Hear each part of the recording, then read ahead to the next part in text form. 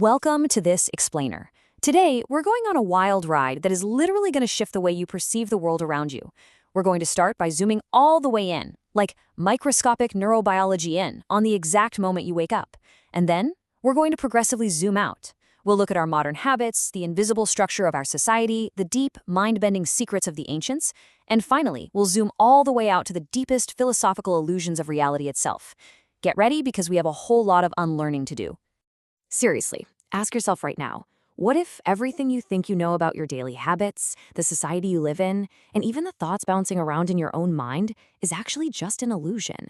I know, it sounds a bit like a movie plot, but grounded science, psychology, and history are telling us that so much of what we just accept as normal is actually working against our very nature. It's time to peel back the curtain and really question those preconceived notions. So, here's our roadmap for this explainer. 1. Biology of the morning. 2. The dopamine dilemma. 3. Anatomy of mass psychosis. 4. Secrets of the ancients. And finally, 5. The illusion of life. Let's just dive right in. Section 1. Biology of the morning. Okay, let's dive into this by starting incredibly small. We're looking strictly at the neurobiology of the precise moment you open your eyes. Stanford neurobiologist Andrew Huberman points out that the foundation for absolutely everything, your focus, your memory, your immunity, it all starts the second you wake up. Literally at 0 minutes, your core body temperature naturally rises. But right after that, in that critical 5 to 30-minute window after waking, you absolutely need to get natural sunlight into your eyes. And this isn't just about feeling nice and warm. Sunlight triggers a healthy spike in cortisol. It essentially sets a biological timer for your alertness today, and crucially, for your melatonin release 16 hours from now. If you just stay inside staring at a phone, you delay that pulse, which can completely throw off your sleep and even lead to anxiety. And finally, and I know this is the really hard part for a lot of us, you need to wait 60 to 90 minutes before having caffeine. Why? Well, that brings us to our next key concept. The secret here is understanding the sneaky little molecule called adenosine. Basically, adenosine builds up in your brain and body the entire time you're awake, eventually turning on your parasympathetic nervous system and making you sleepy. Now, when you wake up in the morning, you actually still have some leftover adenosine floating around in there. If you immediately chug a cup of coffee, the caffeine simply blocks your adenosine receptors. It's like putting a cork in a bottle. It doesn't actually clear the molecule out. So what happens when that caffeine inevitably wears off? All that built-up adenosine floods your receptors at once, and boom, you get that dreaded afternoon crash.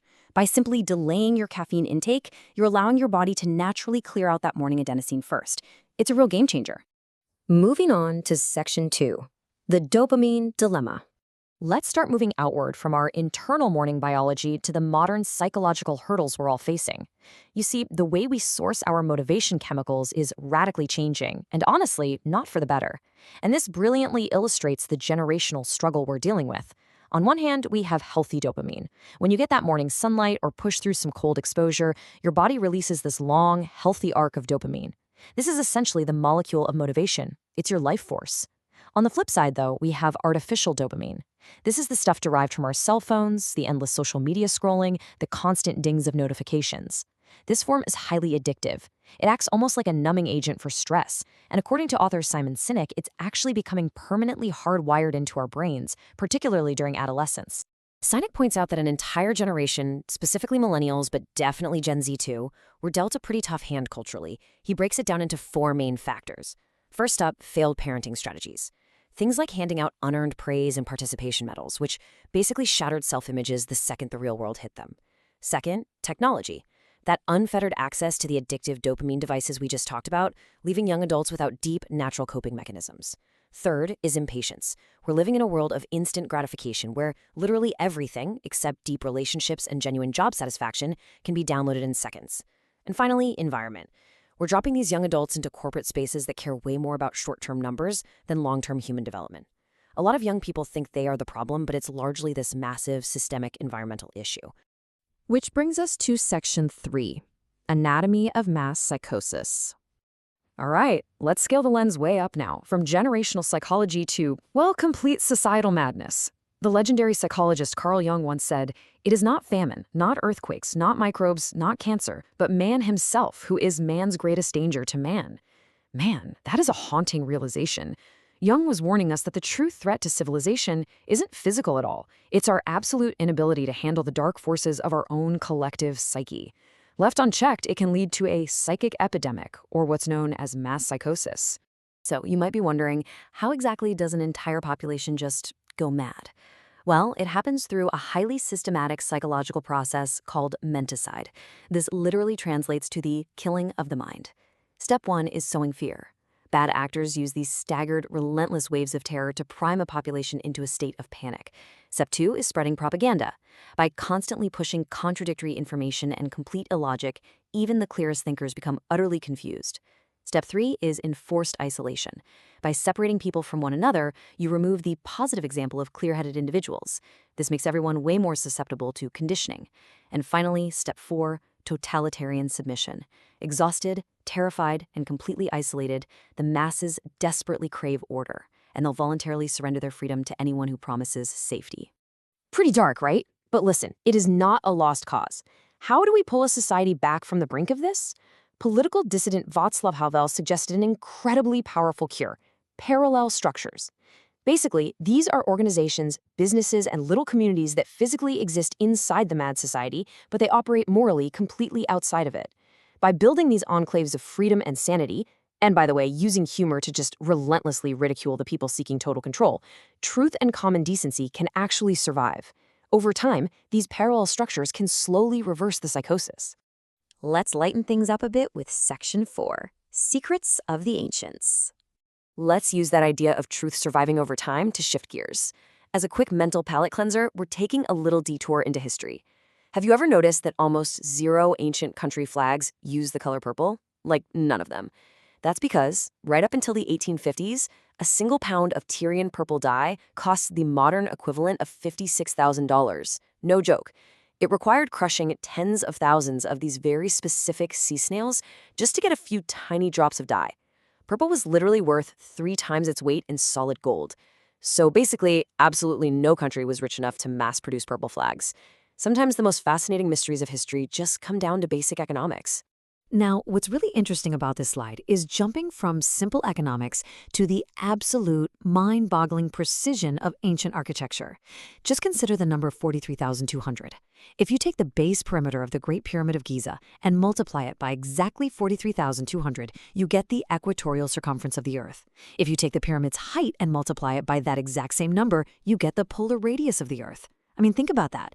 Our ancient ancestors basically gave us a perfect scale model of the planet carved in stone. The cosmic mathematics built into the pyramids are, frankly, astonishing. Get this. A 6 million ton monument is aligned true astronomical north with an error of just 3/60ths of a single degree. That is insane precision. Plus, it sits perfectly on astronomical latitude 30. And that scale number we just mentioned, 43,200, it's not just a random multiplier.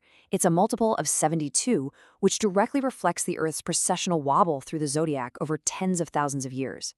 Even Nikola Tesla, the brilliant guy responsible for so much of our modern tech, was totally obsessed with the pyramids and universal numbers that sum to 3, 6, and 9, which, by the way, all these pyramid measurements do.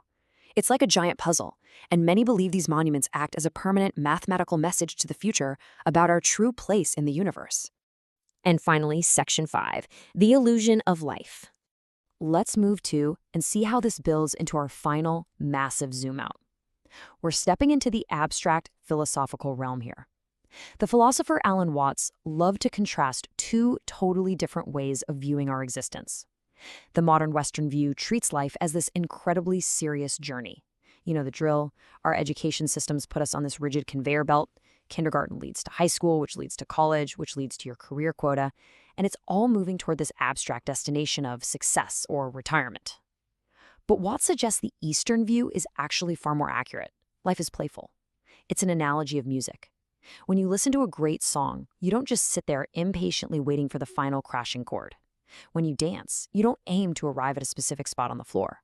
The entire point, the whole shebang, is simply to sing and dance while the music is playing. Watts argued that the things causing us the most misery in life, our relentless obsession with time, the endless pursuit of money, constantly protecting our ego, they are merely conceptual illusions. They aren't physical realities. The only true reality is the present. As Watts famously noted, the past is merely the wake flowing behind a ship. And the wake doesn't drive the ship, right? You are creating your reality from the present moment outwards. The future literally does not exist yet. Thinking you're just the result of your past is an illusion, and honestly, it robs you of your current life force. So, I really want to leave you with this deeply provocative thought. Because whether we're talking about hacking your morning biology to beat adenosine, surviving the artificial dopamine traps of social media, resisting the total madness of mass psychosis, or deciphering the cosmic math of the ancients, it all comes down to your awareness of right now. Are you actually singing while the music plays, or are you just rushing blindly toward an illusion? Take a moment of true silence today. Step off the conveyor belt for just a second and decide for yourself. Thank you so much for joining me on this explainer, and I'll see you next time.